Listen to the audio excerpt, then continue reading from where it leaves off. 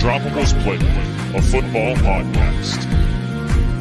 With your hosts, Ashley and Michael, please sit back and enjoy the show.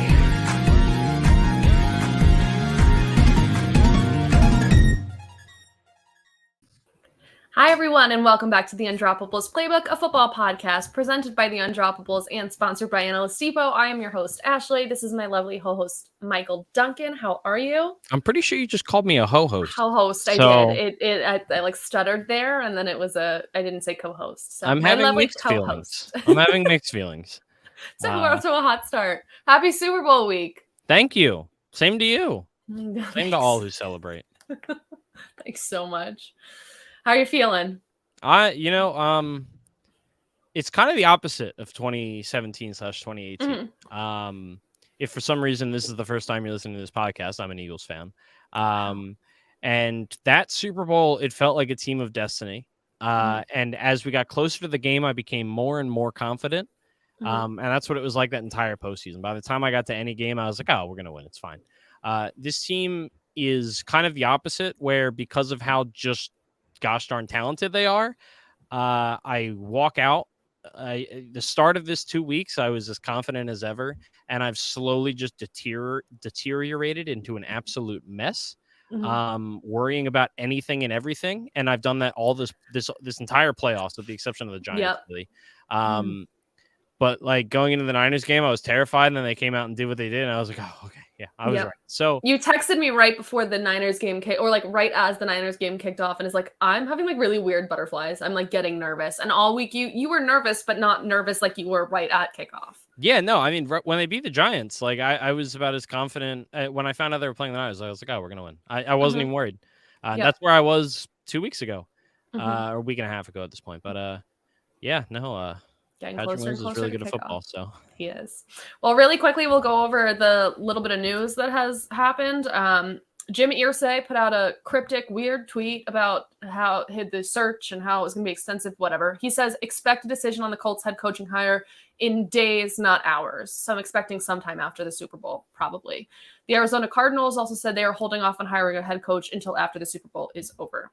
Sean Payton says Russell Wilson will not be allowed to have personal coaches in the building this year. I know you had mentioned it's an interesting thought. Is there anything really quickly you want to add? I didn't even like, I don't know. I feel like there's a lot to unpack there. It's not really a discussion for right now. I think it'll be too much of a discussion in the offseason probably, but I look forward to having it. It's just interesting. I wonder how Russell Wilson feels about it. Maybe he doesn't care. Maybe he cares a lot. Like, whenever guys that are used to being catered to their whole careers are suddenly not catered to because they're no longer the star that was brought in to fix things, and now they're the star that needs to be fixed. I don't know. It could be some interesting vibes. So we'll see. Yeah, that's all I got. But going hand in hand with that is there were some reports. I can't really verify where the source was, but there were some reports coming out about how Sean Payton said he took the Broncos job in spite of Russell Wilson and didn't take the Arizona Cardinals job because of Kyler Murray. I know that Dov Kleiman had tweeted it out, so I can't call it completely fact, but there were other sources. I forgot to do all of the digging on it. I got stuck on Super Bowl work. Panthers hired Ejiro Evero, I always pronounce that wrong, as their defensive coordinator. Terry Bradshaw was the one who put out the report of, he said his buddy didn't want to go to Denver because of the quarterback. Ultimately, he took that job in spite of Russell Wilson. Okay, and he's also the one that said he doesn't want to. He didn't take the Cardinals job because of that. Puts a little bit more stock in it that it's Terry Bradshaw. Yeah. Interesting. And the Niners hire former interim Panthers head coach Steve Wilks as their new defensive coordinator. And interestingly enough, the last two 49ers defensive coordinators have ended up as head coaches. The last two were Robert Saleh and D'Amico Ryans, who just got hired by the Texans. Yeah, that's because they have a lot of talent. So they do. So, and it's interesting, especially coming off of how the players and the organization, like the disconnect, it seems like between what the Panthers organization was hiring someone new and the players who really wanted Steve Wilks to stay. They were very vocal about that. So it's interesting that he's picked up pretty fast and could still be on that track to having a full-time head coaching job. Absolutely. I mean, I thought he was a good defensive coordinator, so I wasn't too surprised. And he lands in an awesome spot. Yep. Kind of I like, think that's like the dream job if you're a defensive coordinator. yeah, right now it seems like it. Yep. Anyway, the Super Bowl. Welcome to Super Bowl week. The Super Bowl takes place at State Farm Arena this Sunday in Phoenix, Arizona. This is the third time that Glendale is hosting the Super Bowl, and the fourth time the general area has hosted it. I think the Phoenix area has hosted it. University of Phoenix or whatever hosted it once. Yeah. I don't know. So there's been 4 in the area, but 3 in Glendale. The kickoff is 6:30 Eastern Standard Time, which is 4:30 local time. And the Eagles, so the NFC, are the home team this year. That switches back and forth every year. Green jersey, baby. And you can't buy him anywhere because Michael Rubin has turned on us. Michael Rubin, former owner of the Sixers. I believed in him. Interesting. And now, no, have you seen all the No. stuff about that? All right, we're just gonna stop on this real quick. And Okay. we'll never go back to it. I love our pauses. You cannot buy an Eagles green or a Chiefs white, the jerseys they are wearing with the Super Bowl patch anywhere.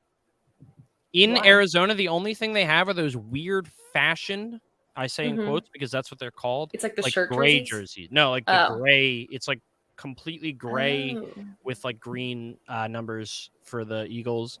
Yeah, it's not a jersey weird. they've ever worn. But yeah, and it was reported like a local guy, Seamus Clancy. You might know him as the guy that remade the war picture on Broad Street and then got engaged to that girl. Yes. He's now a full-time reporter for the Eagles. Oh. Yeah, Seamus. He's I knew I knew that name from somewhere. Yeah, well, I also retweet him a lot. I'm sure you see probably. But yeah, he did a deep dive into it when he's in Arizona covering the team. Yeah, you can't buy them anywhere. Why? And not in I thought you were gonna have like somewhat of an answer. No, they haven't really been given an answer. Apparently, the most recent report I saw was that the Eagles jerseys, at least the green with the Super Bowl logo, will not be restocked until if the Eagles win. Wow. So before the game, that's crazy because the NFL makes a lot of money off of that, especially in person. Like, and Eagles are gonna buy them. Like Eagles, yes. It's just and not even that. Like, you have to think about like the Super Bowl has a very small amount of fans consider like rooting for the teams compared to the NFL as a whole. Yep. So people still go to the Super Bowl without having it like their team there, and they choose a team to root for. So they will buy a jersey when they get there, or gear. And if you don't have that available, you're shorting yourself on money. That's really stupid. Side note, I couldn't imagine ever going to a Super Bowl my team wasn't playing in. Yeah. Like I would obviously if I was given free tickets, but like I don't think I could pay that insane amount of money to not watch my team. Like unless I was going for like a work gig or if it was a gift or something. I hope my new company sends me to the Super Bowl. Do it. Do like financial advice. They're a self-directed IRA company. I don't think they're going to send me to the Super Bowl. I'm going to put in a proposal next year, though. You should. Come on. Imagine the amount of like publicity you could get. None, because I'm talking about self-directed IRAs of the Super Bowl. If I'm listening to this podcast, I'm turning it off by now. Let's move on. Okay. There are 5,000 journalists who will be covering the Super Bowl this year. I'm not one of them. No, me either, sadly. Maybe next year. More than 100 million people are expected to watch the Super Bowl this year. For ticket prices, the lowest price of a ticket on resale just after the conference championships was $5,738, which is a 35% increase from last year. The average price of a ticket on the resale market this year, like as a whole, the average price is $9,927, which is double the amount it was last year. Ticketmaster it's insane. Sucks. I don't even know if any of that has to do with Ticketmaster, but they suck. And I wanted to put that out there. It has something to do with it because like Ticketmaster is the evil genius behind this whole resale market. They also have a monopoly. So they do. Stupid. Have you listened to the Congress hearings? So I know. I hate God. Anyway, the average cost of a ticket over the last 5 Super Bowls is $6,382. So it's like $3,000 more than the average from the past 5 years. The field where the Super Bowl is held is the State Farm Arena. State Farm Arena does have a retractable lawn, which rolls in and out of the venue, which is so interesting. The lawn will be rolled in on Friday at 3 p.m. and then painted. And it only takes 45 minutes to roll the lawn in and out. I understand that it works like that, but I don't think the world should work like that. Right? It's too close to Minecraft. You shouldn't be able to just pick up and move grass. In 45 minutes? Real grass. I firmly believe you shouldn't be able to do that. In 45 minutes. Like, that's the thing. It's not like it takes hours. At all. I don't think it's okay to do that at all. We live in the real world. Have you ever heard about sod farms? No, and I don't want to, honestly. What? I recently found out that people use moss as their yards Yeah. instead of grass. People use clover too. Yeah, I don't know what clover is, unless it's a 4-leafed one. Like, I don't know. This stuff blows my mind. So, I don't know. It doesn't feel real to me. I refuse to acknowledge I it. can't. And in this day and age, State Farm not only has a retractable lawn, they also do have a retractable roof. I did leave a note in there that says why you're in Arizona. I don't understand really why you need a retractable roof if you're not in like a crazy changing weather climate. Anyway, the last 2 times they hosted a Super Bowl, the roof was open. That was 2014 and 2000, the seasons of 2014 and 2007. They expect choose that. Is it the home right? team? I don't know. Like, or is there like a committee? Like the Super Bowl committee chooses if the roof is open or not? I don't know. Either way, the average temperature is expected to be around 65 degrees. Not a lot of wind. I know there was like originally there was no rain forecasted. There's very spotty showers possibly, but no like serious inclement weather. Nothing like last year, which was the first time LA was in a winter heat advisory in like decades. So it looks to be a fairly normal night to have the Super Bowl. I guess it's just the NFL. Yeah, I figured. They make every decision. It's scripted, so if the script calls for it, True. then the roof will be open. Anyway, some fun facts about the Super Bowl this year. If the Eagles win, Devontae Smith will become only the 5th player ever to win a Heisman, national championship, and a Super Bowl. This Super Bowl is the first time 2 brothers are facing each other as players in a Super Bowl. Can you name them? The brothers? Yeah. Oh, Travis Kelce and Jason Kelce. Good job. I didn't write. Are you asking? I just didn't write it down. No, that was a joke because everyone's okay. been talking about it since About it the happened. brothers. I tried to buy their merch, their New Heights Kelsey Bowl merch, and it wasn't going to get here in time because I really wanted to wear it like on the Super Bowl because I'm not really rooting for anything here except for good football. And the so Eagles. no, Go Birds, And baby. no. So I wanted a Kelsey Bowl shirt, but it was going to take like 2 weeks to get here when I was trying to order it, and it wasn't going to get here in time. So Darn. very sad. Andy Reid has been a head coach for 24 years. Nick Sirianni has been a head coach for 2 years. They have a 22-season coaching gap between them, and it's the largest in Super Bowl history, but tied with McVay and Belichick when the Rams and the Patriots played each other in the Super Bowl. In 2019. Yes. Patrick Mahomes is 27 years old. Jalen Hurts is 24 years old. Their combined age makes this the youngest QB matchup in Super Bowl history, and it is also the first time that 2 black quarterbacks are playing each other in a Super Bowl.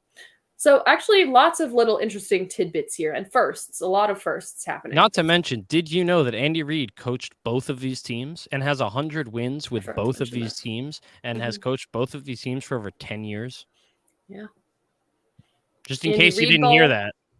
Andy Reid Bowl, Kelsey Bowl, lots going on. Anyway, why don't we get into talking about the game itself? No. Why don't we let's talk a little bit about how these teams got here. So tell me a little bit about how the Chiefs got here. Yeah, I mean, obviously, this is the 5th straight year that they've been in the AFC Championship game. Every year that Mahomes has been a full-time starter, he's been in the AFC Championship game, which is crazy. In 5 of the 6 years he's been in the league, he's been a starter and he's been in this game. And I believe it's been a home game every single time. Yeah, this is still only their 2nd appearance in the Super. No, sorry. This is their 3rd appearance. 3rd? Yes, they won one. They lost one to Tom Brady, right? Yeah. Yes, Sorry. and then this is the 3rd I felt one. like it should be more, but no, this is their 3rd appearance in the Super Bowl. And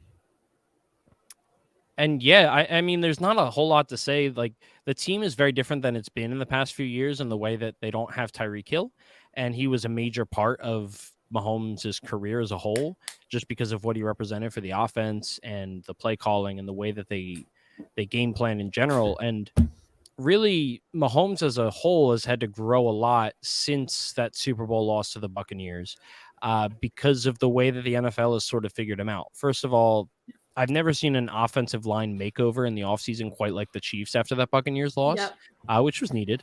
And then other than that, like Mahomes, he regressed a little bit like last season, maybe a little bit the season before. And that was largely due in part to the way that NFL defenses started playing him. And he grew in the sense that he's no longer just like a mindless gunslinger.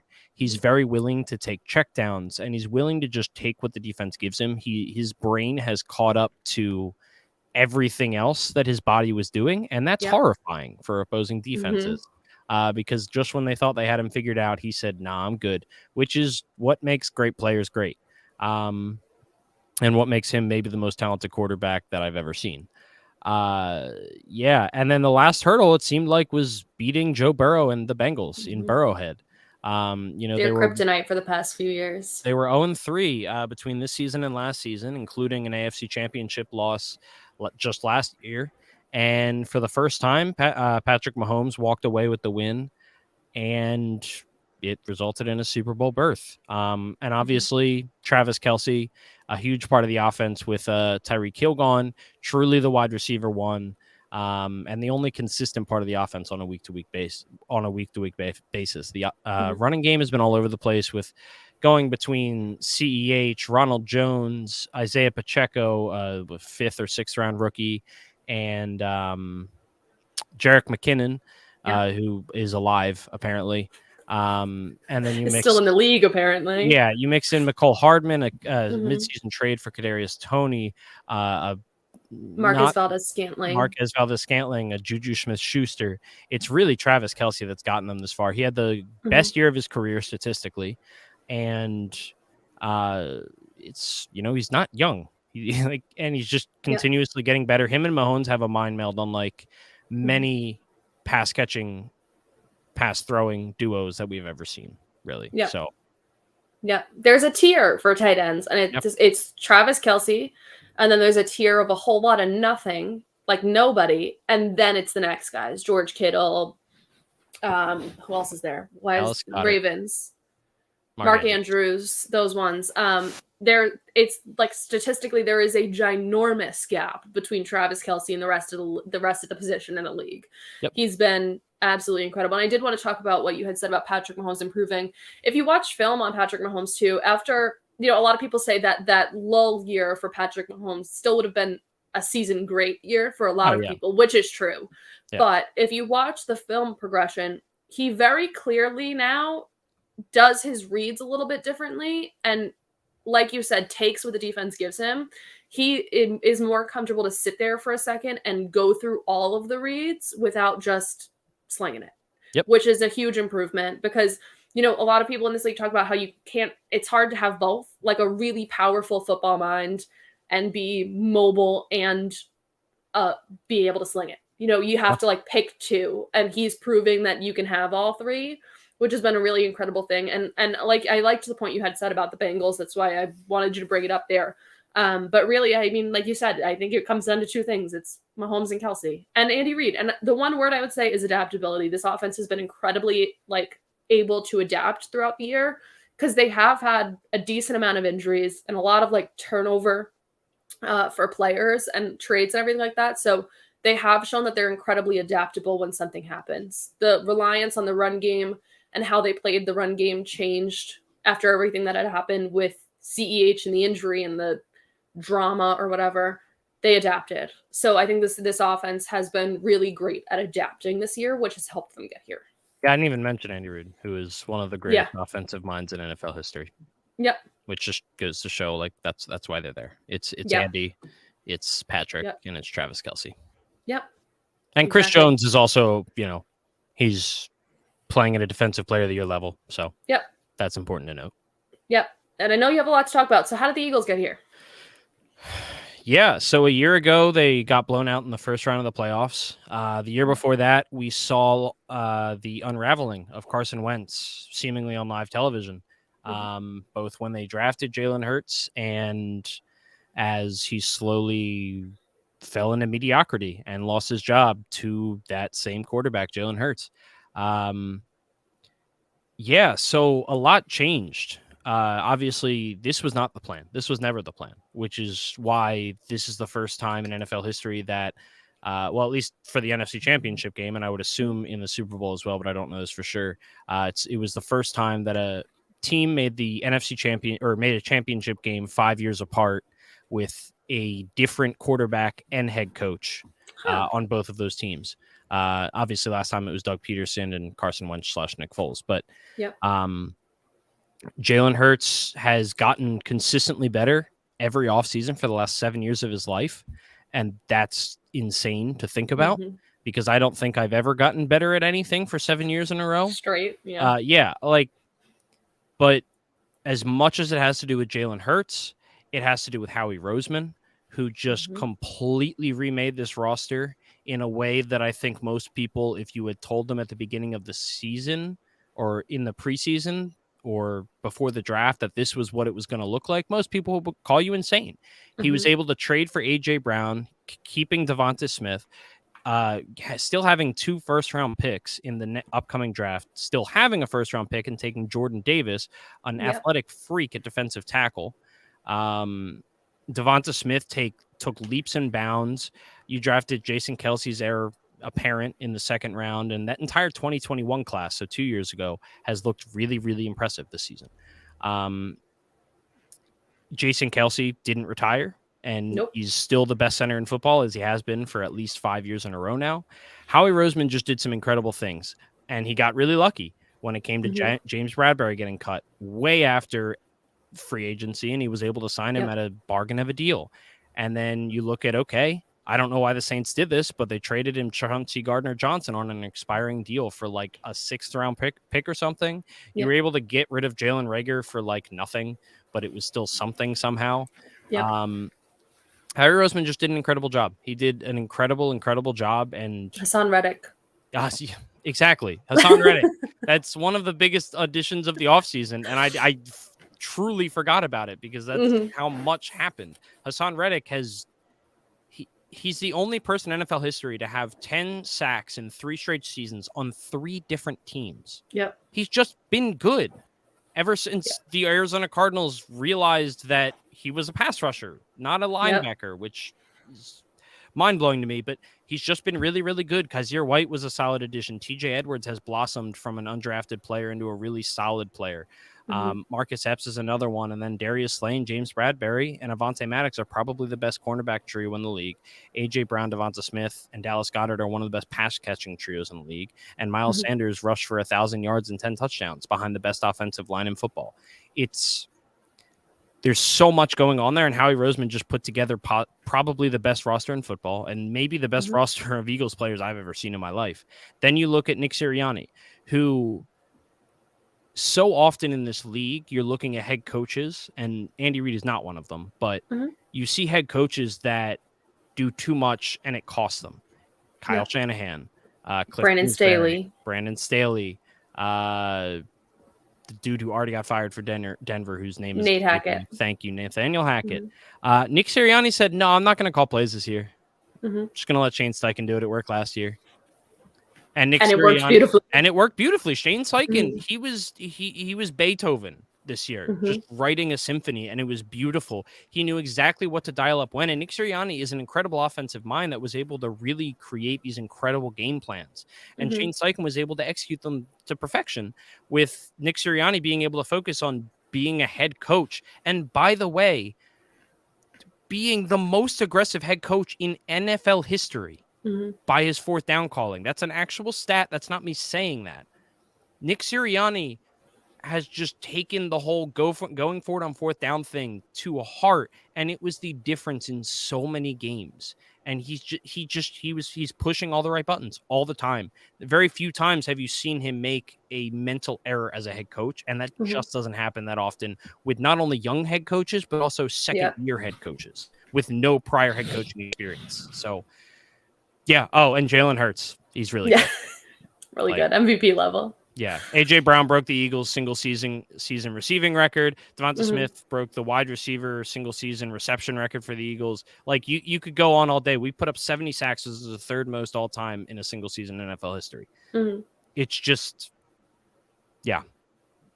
It's crazy. Yeah. It is. I don't have too much to add. I put Shane Steichen on that list, and part of that for me is I know I mentioned like this specific topic a lot, but Shane Steichen has been so well, and Nick Sirianni, but just at playing to player strengths. It's been like an absolute clinic on these players are not going, they have very defined roles.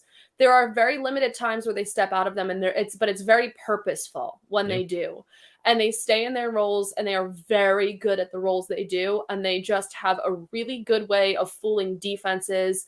the way they use Devontae Smith has been incredible. We knew from the start that he was a great route runner, and no matter how much people tried to doubt that during his, pre-draft, he's one of the craziest route runners. He can Not to juke mention, anybody. he's one of the best contested catch Yes. wide receivers in the league at 6'150". Yep. Tiny. That is ridiculous. And the dude just goes up, and every time I think he's gonna die because I weigh more than him. And he's like, I'm fine. And he made the catch. And it's crazy, except the one time. And they let him do it because he's good at it. Yeah. So that's my point. It's just they're very in tune with the players they have and what their strengths are. And seeing that from a team that, didn't have like you said, got kicked on national television last year, being able to adapt and have a team that it feels really cohesive between the players and the coaching staff, which is something not a lot of NFL teams can say currently. So it just feels like everything is like a very well-oiled machine at the Eagles facility lately. And even outside of the skill players, look at what they did to Micah Parsons in the first matchup, and I think both matchups possibly. Yep. But the first matchup for sure was a coaching clinic on the way they just took Micah Parsons out of the game. Nick Bosa I'm not sure, recorded a stat against the Eagles in the NFC Championship game. They are able to just take players out of the equation. Micah Parsons, it was a lot of, we're not even blocking you. We're just going to let you decide what we're going to do, and we're going to beat you at it. And that's the crazy thing, is because of all the talent they have on this roster, Shane Steichen is not doing anything crazy. He's truly not doing anything weird. Yeah. You could watch the game tape on the Eagles and probably have their offense figured out pretty quickly, but it doesn't matter because the way the play calling is happening and the pure talent and execution that they're having on offense it's just too much. Yep. So there was, I think I had sent the tweet to you. I'm going to pull it up as I talk, but there was somebody during media day, Theo Ash during media day had asked Devontae Smith why defenses chose to play more man on Philly than any other offense, despite the stacked group of weapons. If you go to his profile, it's a really great video. Just to recap, he says it just, with all those players there, it's easier for us to play man because we think we can still beat them. And then it allows us to keep the run game open. Yep. Maybe he says, maybe if we run the ball all day, we chew the clock. So they're choosing to run man against us because then we don't run as much, but it's, all of this crazy stuff. Hearing just the way he breaks it down to me shows a really great communication between staff and players too. So I really liked that video. If you have a chance to watch it, his profile is tagged on Twitter as is at Theo Ash NFL. It's a really great video. I agree. Media Day was so fun. I love Media Day during the Super Bowl. All the stupid questions that get asked. Oh, did you? Oh my! So Nick okay, Sirianni's daughter. That one was funny. Oh, I didn't even see that one. But the best. There were some really stupid ones, but the best one that I saw that I hope it has to be a joke, but someone, and Nick Sirianni handled this perfectly. I know what you're talking about. It was a 5-second clip. It said, "Is Sunday a must-win game?" Nick Sirianni keeps a straight face, says, "Yeah." Yep. And moved on. Well, somebody tried to do the trend that the NFL social teams have done, which is who on the team wouldn't you let date your daughter? Yeah, and they were Nick Sirianni, who wouldn't you who on the team wouldn't you let date your daughter? Which is a very funny trend, but he goes, "My daughter is 7," and then just moves on. You can't. I'm sorry, you can't do that when the dude has a 7-year-old daughter. You're supposed to do it with your sister. Yes. No, that's weird, dude. You're asking very weird questions. Also, but Media Day is back. This is Media Day. These weird, odd situation and questions. It's back. Media Day is back. Two things that will always be ingrained in my mind is Marshawn Lynch. I'm only here so I don't get fined. A classic. And then Alshon Jeffrey just looks so fed up with it in 2017. The dude said, do you what do you think about the weather? Do you think it's going to affect the game? Alshon in sunglasses, just it's a dome. He's like, well, what about walk into the? No, we play in a dome. Yeah, I love it. I love Media Day. Oh, it's incredible. Media Day is the best. Stupid, but it's incredible. It is, but it's awesome. And I know there's more that goes on to Media Day, like the networking and the interviewing, other. Oh yeah. Staff and media that doesn't get the clips, but the clips from Media Day are always hilarious. The clips are awesome. Hilarious. Someone just straight up told Jalen Hurts, he was like, "Yeah, so." I have to be honest. I didn't think that you'd be the one leading this team here. So sorry. And he was just cool. Yeah. What do you say to that, man? You just sound stupid. Yeah, like come on. Oh my god. I can't. Anyway, so let's get into the game itself. What is the key to success? Well, I guess I can start because I know you're going to do a lot of talking with the Eagles. So, so what do the Chiefs need to do to win? What? Insulting. It's not insulting. You're just an Eagle. You'll have more of an insight into what the Eagles need to do to win. Both. I will let you then, but give me a second. Oh, so yeah, you go first. The Chiefs need to do to win. My big one is just use Travis Kelce, and it's funny because on the opposite end, what the Eagles need to do to win is obviously try and stop Travis Kelce as best they can, but he's just been the absolute key to unlocking this offense. Every time Travis Kelce gets like reception, defenses adjust, and then he goes Marcus Valdes-Scantling catches one in the end zone. So just trying to use Travis Kelce as much as possible has been obviously working for the Chiefs. They're really going to have to try and run this ball against the defense because, again, like you said, it's one of the best cornerback trios in the league. They're going to have a tough time on offense. And to me, it comes down to they really need to do their best to protect Mahomes, especially with that injury. It's going to be a really hard feat for that offensive line to be able to try and give him as much time as possible.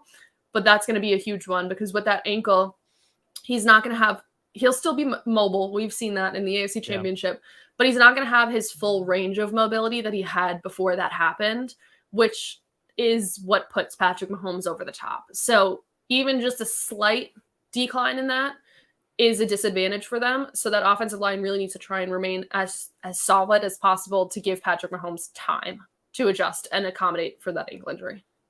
Yeah, and for me, it's actually not so much about Travis Kelce because I think I've just kind of accepted he's going to be great. Mm-hmm. Like, it is what it is. There's not really a solution. There's not really a stop Travis Kelce option. Like, you can slow him down, sure, and it is what it is. But I think what's big for me, just from watching some of the Chiefs stuff this year and like knowing this Eagles team, like they need to be able to stop the run without going into 5-down fronts all the time, and only having 6 guys back. Because the Chiefs will go into 12 or 13 personnel, and that's just a typical look where you're going to run out of it. But if you can, the issue there is if you're doing a 5-down front and you're playing the run, you only have so many guys that are back playing the pass, and Patrick Mahomes will pick it apart all day. So you need to be able to either stop the pass in those type of situations, or you need to be able to stop the run and not be threatened by 12 or 13 personnel, where you can get there with 4 of your guys and a linebacker or whatever. But it's running out of it's those type of looks on the Chiefs offense that I think are going to be a huge deal breaker, because if the Eagles are just getting eaten up by them because the way the numbers play out is just favorable to Patrick Mahomes, then the Eagles are going to have a hard time. Yep. So what do you think the Chiefs defensive line should do when it comes to that Eagles offensive line? The Eagles offensive line was PFF's #1 offensive line ranked, and they stayed there literally the entire season. Every week throughout the season, they were the #1 offensive line. Like you said, the Niners, who have a great pass rush, who are an elite defense, weren't able to stop the offensive line. What do you think the goal is there for? I mean, not the goal, but the best way to play that if you're the Chiefs with the defensive line? Well, so it's a little more than the defensive line, and I think it's going to be figuring out, one, how just healthy Jalen Hurts feels in general with that shoulder, because I think that's going to play into his willingness to run and his willingness to throw accurately down the field. Not his willingness to throw accurately, but his ability to throw accurately. And I think that starts with zone versus man coverage, because if you're playing zone coverage, it makes it easier for him to pick it apart. But if you play zone coverage, that makes it harder for him to run because you've got eyes on him. If you're playing man coverage and everyone is just looking, they're not paying attention to the quarterback, he'll run on you all day. And then that just, it leads to, do you use a spy? If you're using a spy, it's probably Nick Bolton. But if Jalen Hurts is bigger than Nick Bolton, he will destroy Nick Bolton. And Nick Bolton's a really good player, but he's not Fred Warner. So what that comes to is you need to be able to keep him contained with the defensive line a lot of the time. You need to get pressure. You need to rush him. You need to get him out of the pocket if you're the Chiefs. The way to do that is not by having Chris Jones line up against Jason Kelce, at least not primarily, or, you know, he's not a nose tackle. Lining It's up. not the main look. Yeah. Yeah, he lining up against one of the guards, because Jason Kelce is one of the best in the league, if not the best in the league, at snapping and instantly going over to help one of the guards, depending on what it calls for. If that's what Chris Jones is going to be doing all day, he's not going to do anything. Like it's past the point now where Jason Kelce's even like, he used to struggle against big guys. Like Dexter Lawrence is an all-pro and he did nothing against three. He's like twice Jason Kelce's size. Jason Kelce is a very undersized center and was on a rampage going into that game. Yes. And it didn't matter because Jason Kelce's just too good. They need to get Chris Jones looks on the outside at end. They need to get him in. They need to confuse the offensive line with stunts and gains so that way Kelce can't get on and like latch onto him and help blocking him immediately. Even if it's just like a half second of Jason Kelce or one of the guards needing to think, okay, who am I blocking here? That's somewhat of a win for Kansas City. Yeah. And that's important because, again, if you're just trying to win one-on-one against this offensive line, you're not gonna. Ask Nick Bosa, who played against Lane Johnson with a broken, twice torn groin. Like, it's just too good, and they need to be creative on that defensive front. Steve Spagnuolo is very good at that. He's a very creative defensive coordinator, especially in these one-off playoff game type situations. But that's important because if you're not rushing him, the Chiefs are, I believe, second worst in defensive DVOA against offensive number one wide receivers. Meaning, long story short, A.J. Brown will have a field day. He will have a field day if he's able to get open. Yep. L'Jarius Sneed or no L'Jarius Sneed, he will have a field day. It does not matter. So you need to get to Jalen Hurts, but you can't let him just run all over you either, which is a hard conundrum, but that's why the Eagles offense is so good.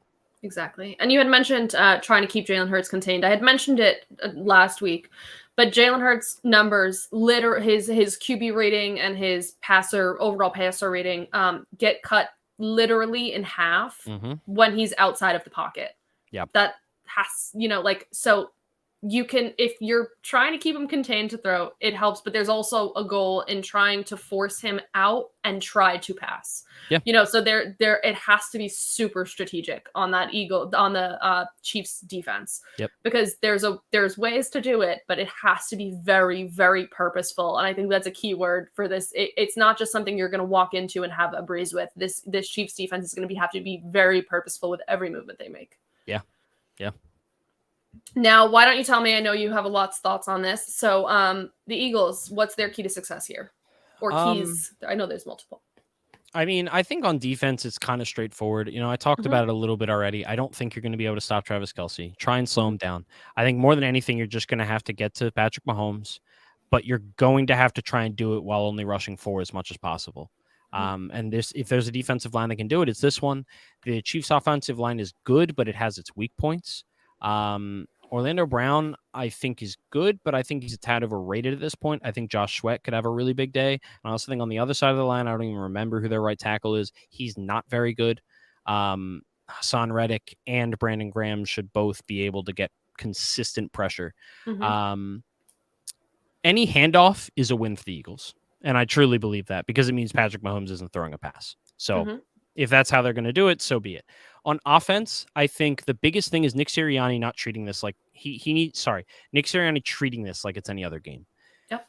You cannot get into the game of field position against this Chiefs team. And this isn't me saying I think Nick Sirianni is going to do this. I don't think he's going to do this because he's been so consistent about not playing that way all season.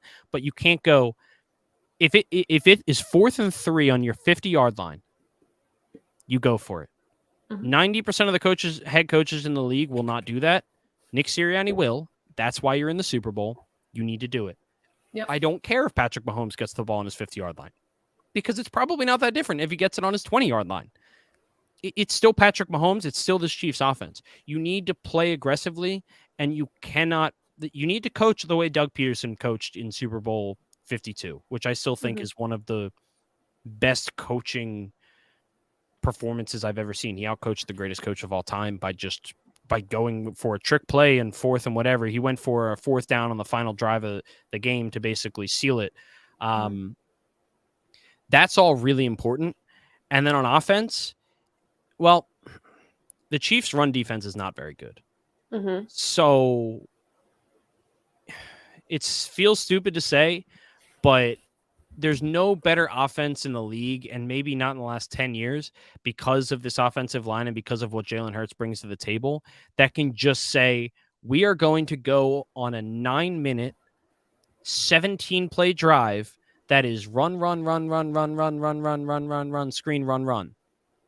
And there's nothing you can do about it. And then they can do that whenever they want. If they have a lead going into the second half or even coming out of the first quarter, if I'm a Chiefs fan, I'm scared that Patrick Mahomes is only going to get to touch the ball 3 times in the second half.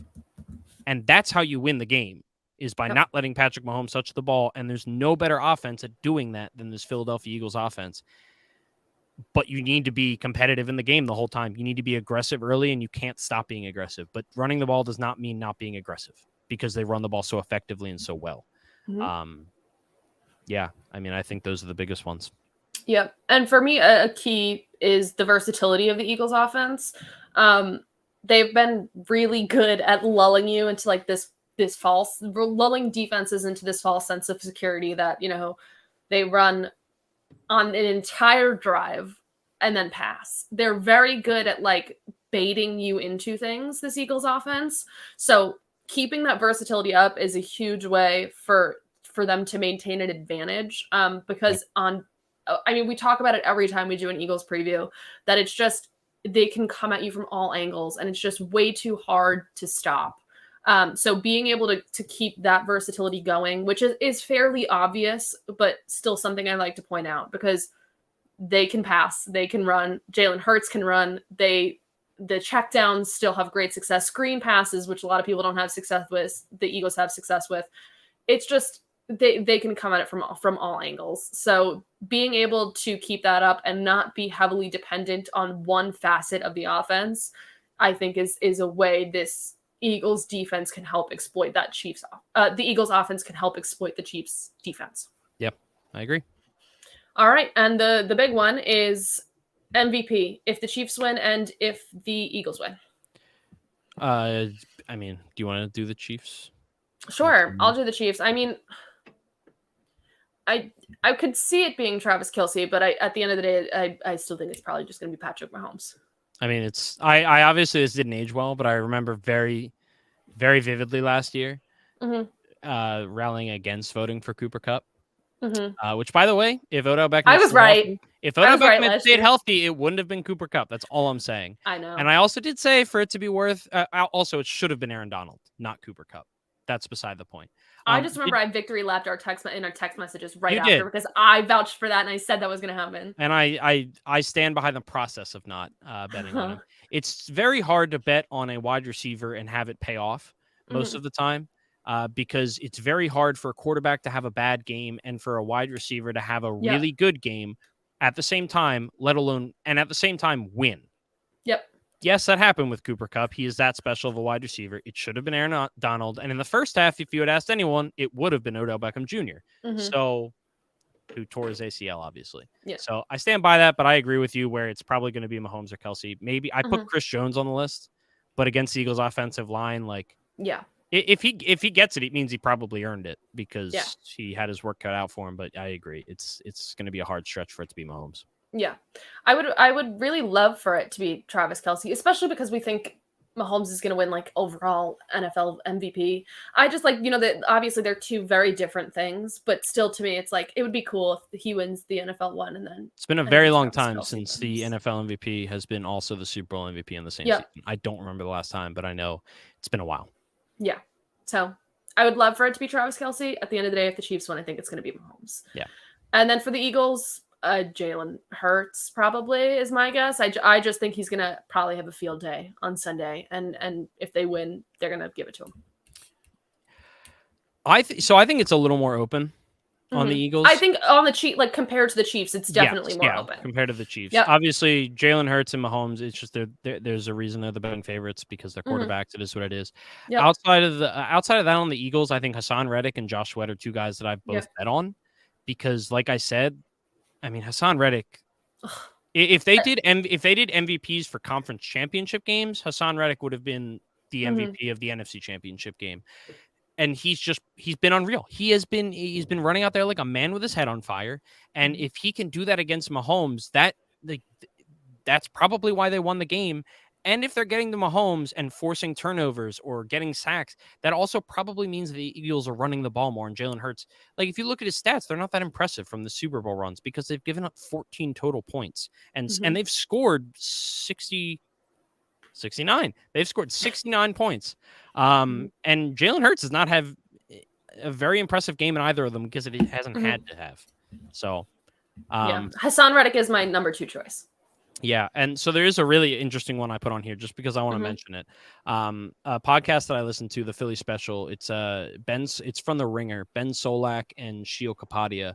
Sheil's been around for a long time covering the Eagles. Ben is actually younger than me. I think he's technically your age. He's a year younger than me, which is crazy, but really knowledgeable. But they were talking about if there was ever a time for an offensive lineman to win Super Bowl MVP, the way this lines up with the Kelsey Bowl. He's near the end of his career. Yep. He is fairly well known among NFL offensive linemen as far as they're concerned. Among the NFL as a whole lately. Exactly, because of the fact that his brother is Travis Kelce. It's the Kelsey and the New Bowl, Heights podcast. The New Heights podcast, the general media surrounding him. It's not the same as it was in 2017. Yep. And just the fact that this offensive line is freaking ridiculous. If the Eagles run for 300 yards and win a game where there was no particular standout and you give it to Jason Kelce, just like as a general, the offensive line did it, but Jason Kelce, you're absolutely ridiculous. It's not going to happen. No, but that would be cool. I would love it. So Ben and Sheil are both going to be at the game covering it, and they said that they're going to try and, if it seems like it's heading in the direction of an Eagles win, the MVP voting is actually done. It all has to be in before the 2-minute warning in the fourth quarter, which I did not know, which is very stupid. Well, I was just going to mention that it's chosen by a panel of 16 football writers and broadcasters. Yes, as well as I think 20% fan voting. Yep. So they said that they were going to go around and start trying to convince people to vote for Jason Kelce. Yeah, petitioning for Jason Kelce. So I would love that. They're walking through the stands with picket signs. Ben specifically said that he would just start walking up to him and he'd be like, wow, it's crazy that Peter King is voting for Jason Kelce for MVP. Yeah. That's wild. So, you put it in the head that Peter King's doing it and maybe a couple other. And then they'll be talking to other broadcasters are talking to each other like Peter King is voting for. If that gets heat, Philly fans on Twitter will destroy the voting. I mean, we're rigging the election, crazy just stuff. Just like the other ones. I would love for Jason. It'll never happen, obviously, but if there was ever a case for an offensive lineman and a case, obviously he would deserve. He'll be deserving of it. He'll never get it. Yeah. But if there's ever a case and a scenario where that could happen, I'd say it's Jason Kelce at 1 in a billion odds. Yeah. But I'll take it. Yeah. So might as well put $1 on it. So anything else real quick before we jump into all of the other fiascos of Super Bowl or anything else on the game? What's your final score prediction? Oh God, I didn't put thought in this. Usually I ask you that question. My prediction is 31-27 Eagles. 31-27. I'll say 40. What's a good 41? 41-33. Sure. Yeah. Okay. That one work? No, I think that'd be Ashley, that would make my day if they win. I just want a high-scoring Super Bowl. That's what I want. I just want really high-scoring Super Bowl. 41-33 sounds perfect. Okay. Sounds good. Great. Sounds good.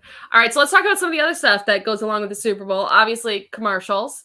The cost of a 30-second ad spot this year is $7 million for 30 seconds.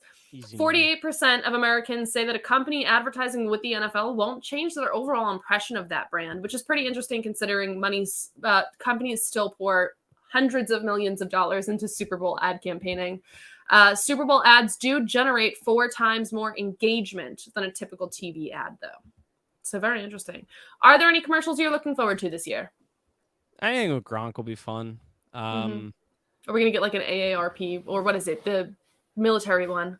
Yeah, is it? No. So now it's USAA. USAA. There we go. I knew it was letters. Well, he's also doing the Kick for America with FanDuel. Mhm. I don't know if that's a commercial or not. I don't know. I don't know if there's any I'm particularly excited for. I tend to care a lot less when the Eagles are playing Yeah. about anything Yep. else in my life. Well, So I'm big on the commercials, so I'm very excited for the Sauce Gardner sauce commercial. They've been teasing that one a lot. Downey did an interesting strategy this year. Not your dog, the company. my dog was named after the company. I thought it was named after Robert Downey We changed Jr. it to name it after Oh, Robert Downey okay. Jr. She was a Okay. foster, and the woman named her after her groceries. She had Oh, Downey. So when we got her, we added the E, and I say that she's Iron Dog. So yeah. I like it. But Downey, the detergent brand, Not my had an dog. interesting strategy this year where they had, you use celebrities in the commercials. A celebrity had like a shirt on over his head, and he said, "The Downey asked me to be in this commercial, but I don't know if I believe it, so I'm going to smell this shirt every day up until the Super Bowl, and if I believe it, then I'll take this off my head." So obviously, there's going to be a Super Bowl where they reveal who the actor is. So I'm very intrigued with that one. Yeah, and Burger King, because the Whopper song, Whopper, Junior, Triple, double Whopper. Yep, whatever. I'll be honest. Anyway, I feel like this is not a popular take. I kind of miss when there wasn't so much build up to Super Bowl commercials. yes, I completely agree. Like I think it was fun the first couple of times, but now it's like everyone's doing it. Yep. And I kind of miss my favorite commercial of all time is still, I want to say it was like Sprint or something. And the dude, they're talking about features on their new cell phones, and the one guy was showing him up, and they were sitting in like a locker room. He's like, "Oh, does yours have like theft protection?" He's like, "No." What do you mean? He's like, "Oh, try to steal my phone." So the guy reaches for it, and he just takes the phone, chucks it at his head. That's still my favorite Super Bowl commercial of all time. Yep. Yeah, It's just the really dumb sweet, ones simple, that and to the just point. stick with you. I agree with you. And it's something I had mentioned like 2 weeks ago, that it's like if you see a brand doing something crazy leading up to like during the end of January into February, it's because they have a Super Bowl commercial. And it's just crazy because like they're having like commercial previews for commercials. Like Yep. I'd rather just be surprised. That's kind of the fun of it, like is sitting there and being like, what did I just watch? And you had no idea it was coming. I completely agree with you. Oh, is this the commercial? Yeah. Okay, I'm very excited. It's like, oh wait. I can watch live TV on my new Sprint phone. Well, my Sprint phone has TV and downloads music. I can check email. I have that. And crime deterrent. What? Try and take my wallet. Give your... Live TV, wireless music downloads, email, and crime deterrent. I'm filing a grievance, Ben. On the Sprint PowerVision network. Together with Nextel. That's when it was Yep. still partially Nextel. That tells Yep. you how long. Oh man. Does it Oh have a year? 06. That was from 06, I was gonna 2006. say. It's definitely not 08. Oh my god. I don't even know who played in that game. Why do I remember that? I don't know. God. That is a very good one. I like that. Tell us before we move on. Who played? Oh, that was the Steelers Seattle. Oh, Wow. Oh, That was the Ben Roethlisberger, Matt Interesting. Hasselbeck. yeah. Nice. I don't know why I remember that. Obviously, big story is the Super Bowl halftime show this year, headlined by Rihanna. There are not like 4 headliners like there were last year. It's just one headliner, Rihanna. Obviously, her more recent work includes the song from Black Panther, Wakanda Forever, Lift Me Up, right? Not Rise, Lift Me Up. Yeah. So let's talk a little bit. After this, we're going to lead a little bit into the sports betting. So for halftime, her over-under is set at 8.5 for total songs performed. I do think there will be more. How about you? I'm going to go under. Under. The smart move is probably under. I think it's just because I want to hear more than 8.5 songs that I'm rooting for the over. For first song odds, I'll read off the first couple. Don't Stop the Music is the favorite at plus 150. Then Stay at plus 300. Run This Town plus 400. Better Have My Money at plus 400. Diamonds at plus 800. This is what you came for plus 900. Do you have a favorite on that list? Why would you say you're going to read the first couple and then you read more than half the I list? know. I read most. I because then I was like, the next one's very popular. I should say it. And then I'm going to go with the long shot Disturbia. Love that song. Disturbia. I do love that Long song. love I think that she'll song. play it, but Or so Umbrella. I don't know. I don't think Umbrella's going to open it. I'm very bad at this. I thought I had it in the bag. The Your Maroon 5 did it because like in my head I was creating the halftime show. Yes. And I do that. It started with Payphone because it's just like such a simple opening, and I was like, yo, the lights are doing this. Like that would be so good. And arguably what I created was better than their opening. And it was in that moment I realized that I should never. It's so funny because I'm sitting here in my head and I'm like, here, they don't start at the beginning of the song. Like they'll start with like just a little word, and then it's like bum bum bum, and then it's like the lights come on. I've been doing it in my head all week trying to figure out what Rihanna's gonna do. Lift Me Up. I think it could. I don't know. I feel like it's too slow of a start. Okay, but that's all. It's the exact same thing as Payphone, where it's like it's very simple, and I like the simple start. Yeah. I'm gonna go with. It's definitely gonna be something like Don't Stop the Music. I'm gonna go with This Is What You Came For at plus 900. Because all of the jokes around like this is a Rihanna concert with football going on in the background. That she sings like This Is What You Came For. I'm here. I'm here. I would say she's probably I'm not like particularly big on Rihanna. Like I'm not like a super fan or anything. I think this is probably the most hyped up show in a while. Because she's been like out of music for so long. She has. I think it's been like 4 years since her last live performance. Yeah, and it's been longer than that since other than the Wakanda song, it's been longer that she's released new music. So kind of crazy. Regardless, the last song odds are Diamonds at plus 100, Umbrella at plus 300, Run This Town at plus 350, Don't Stop the Music at plus 600, and We Found Love at plus 900. I'm gonna go Don't Stop the Music. Yeah, that one makes sense. It makes logical sense. It does, but then or because Disturbia. It makes sense, it's not going. Just vote on Disturbia the entire time. I hope she sings Disturbia. I forgot how much I love that song until I saw it on this list, and I flashed back to like 2006 again. I don't know when Disturbia came out. A great song. Yeah. It's like the darkness in the light. Yep. It's a very good song. Do you have it, or do you want me to move on? 13 years ago. Wow. Oh my God. Wow. Right, move on, please. So obviously you can also bet on, she is the solo headliner. There is not any listed people who are supposed to come out and perform with her, but you can bet on guest appearance odds. I don't think we need to read the list, but I think we need to read the only one that matters. And that is not A$AP Rocky at plus 150, but A$AP Rocky with baby plus 300. Yeah. We assume it would be her baby. Her baby. But imagine it was just like some random baby from the stands. For Jason Kelce to sign. What classifies as baby? I feel like with the reproductive system that you should have a better idea of that than I do. No, I mean, like, is there any, like, what if he comes out with like a choice, tween? Ashley. My opinion does not matter. Okay? We can't let the law tell us what a baby is. I'm just asking, like, what if he comes out with a tween? Does that bet still win? Well, obviously that's not a baby. I don't know. I'm just asking. Like, is there an age cutoff for the sports bet? I wonder if there's an asterisk on there that says like younger than. Because it doesn't say A$AP Rocky with their baby. It just says with baby. A tween is not a baby. I know, but I'm just making my point. Let's move on. Just making move on. Point. Anyway, do you have one realistically that you think is going to show up? A$AP Rocky with their baby. With baby. That's my favorite.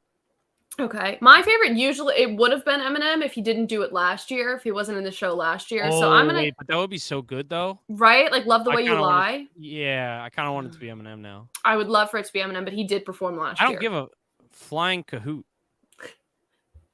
Glad you caught yourself. Yep. Realistically, probably like Eminem. Calvin Harris will come out and do This Is What You Came For. For sports betting, 1.1 billion will be legally wagered on the Super Bowl. By me. All of it. Yep. All 1.1 billion from Michael Duncan. If I had $1 billion, I wouldn't be here. I'd be at the Super Bowl. We'd be at the Super Bowl. You better take me. 74% of NFL bettors say that betting even a small amount on a game enhances their viewing experience. It's intriguing. It's a conversation that's often had. I mean, I think it makes total sense in a game. Yep. In a game where 30 NFL teams fans Have don't nothing have else anything to to do. root for, it Yep. makes perfect sense. Yep. I agree agree. with that 100% when it's not an Eagles game. Yep. Why don't we talk a little bit, if you want to pull up, we usually pull most of our lines from FanDuel. Is there any like player props or lines? Like we didn't even mention the game lines, so let me pull that up. The spread is it's still 1.5. The Eagles are favored by 1.5. The money line is favoring the Eagles at -120. The Chiefs money line is at +104. The over under is set at 50.5. The favorite is the over 50.5 currently. Yeah, I mean, I would take the over. I would take the over too. So those are the game lines, but is there any like player props or anything that stand out to you? I said it last week. I have a tough time doing player props in general in Eagles games, especially in the Super Bowl. I try to avoid them. I did do MVP. I did bet on Hassan Reddick. I put like a couple bucks down on it. Josh Sweat, a couple bucks down on it. I put a couple bucks down on a lot of people that made sense other than the quarterbacks because I think they pay out better. And I don't think it's worth betting on the quarterback because it's the same as betting on who's going to win the game, in my opinion. Or I guess it's not worth betting on who wins the game if you're just doing money line because you can just bet on the quarterback. I don't know. It's very similar, so I don't screw around with that normally. I will say I would bet. I have not done this yet. I plan on it, betting on both Kenny Gainwell and Boston Scott to score a touchdown because one of them seems to always do it.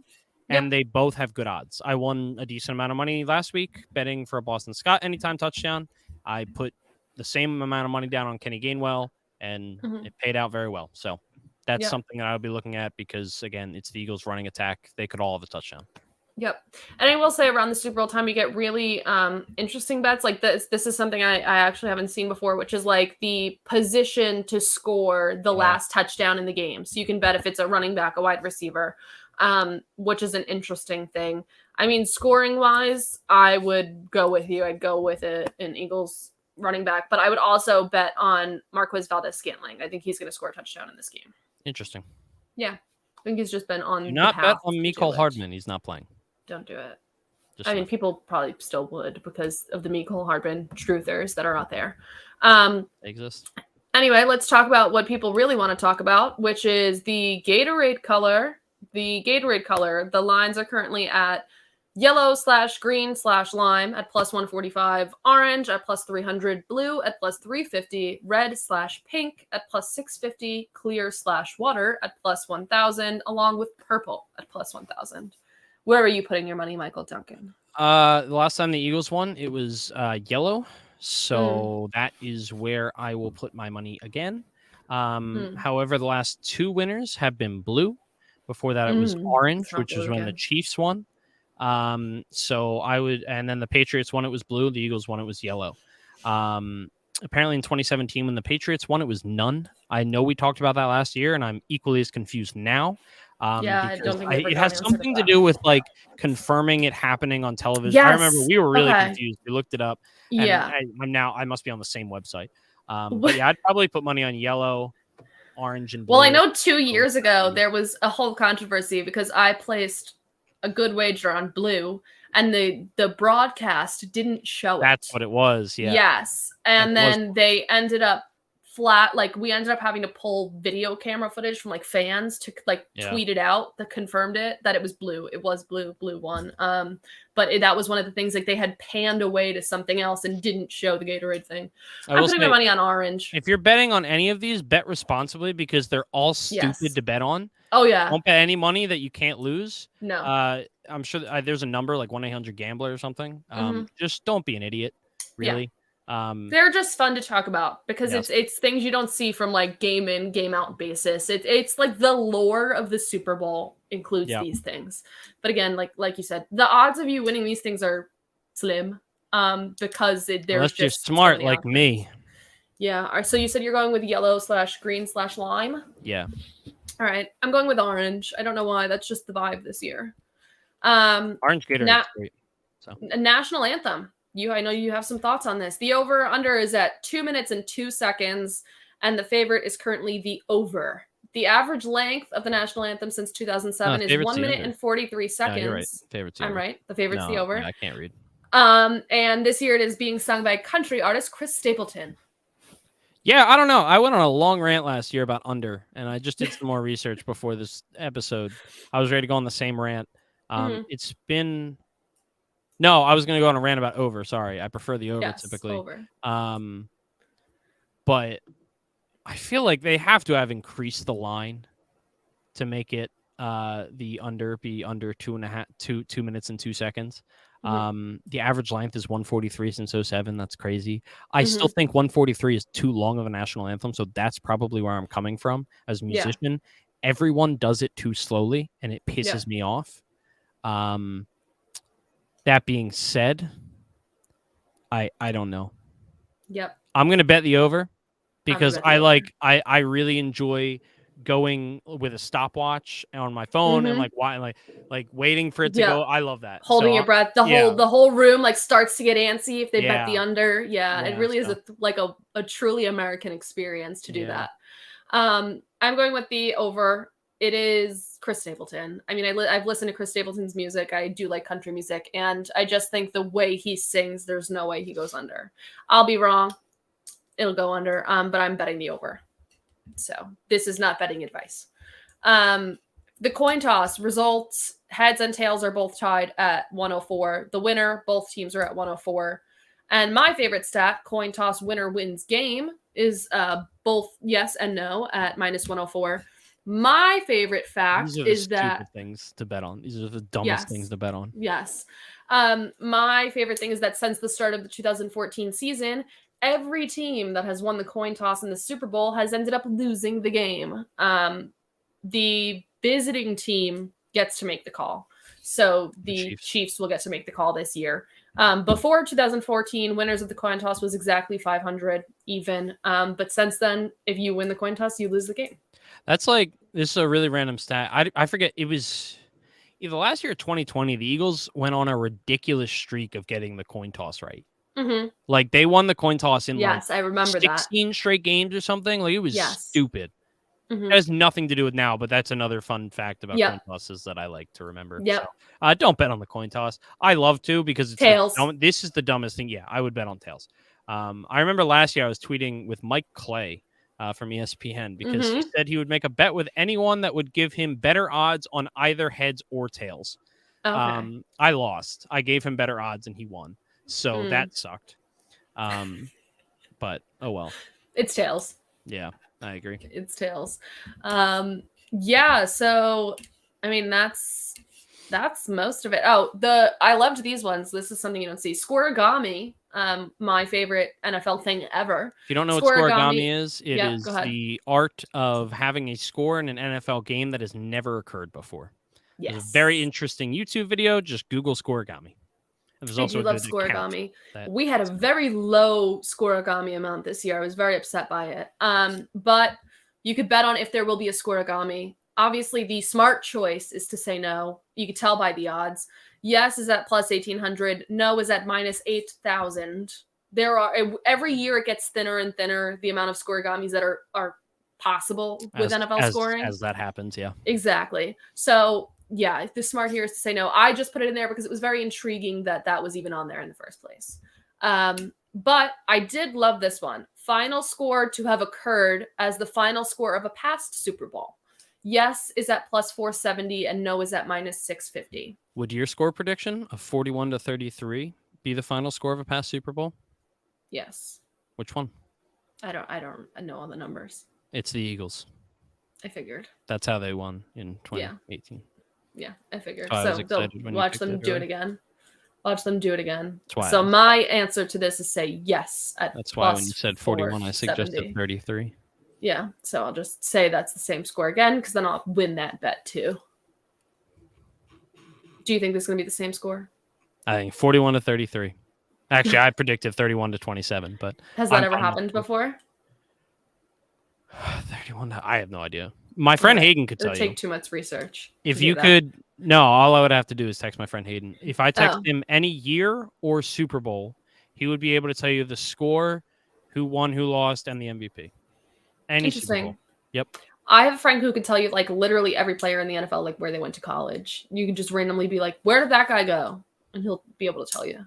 I His couldn't. name's Dan. Love that Dan does that. It's fun because like when you're watching a game and you're randomly like, you need to know and you don't want to Google it, Dan will tell you. My dad used to ask me, where'd that guy go to college? The answer was And- always Notre Dame Oh. because he was a Notre Yep. Dame fan. Yep. I eventually found out the rules to the game. Yep. I realized pretty quickly how to win. Yeah. So, Just say Notre Dame. Yep. Yep. Any plans for the Super Bowl? What are you, as an Eagles fan, what are you doing? I have not figured it out yet. Are you helping them grease the poles? No, I will not be helping them grease the poles. No, absolutely not. Are you gonna go try and climb up the greased poles? I don't know. I've been considering that. I don't know if I want to be in Philly. Like I do, but I have to work the next day, and it's going to be Oh. hectic to leave the city. So I don't know. I haven't fully decided yet. Not to mention the town I live in. When the Phillies won in 08, when the Eagles won in 18, we had a little mini parade down the like our main road, which is always nice. So I don't know.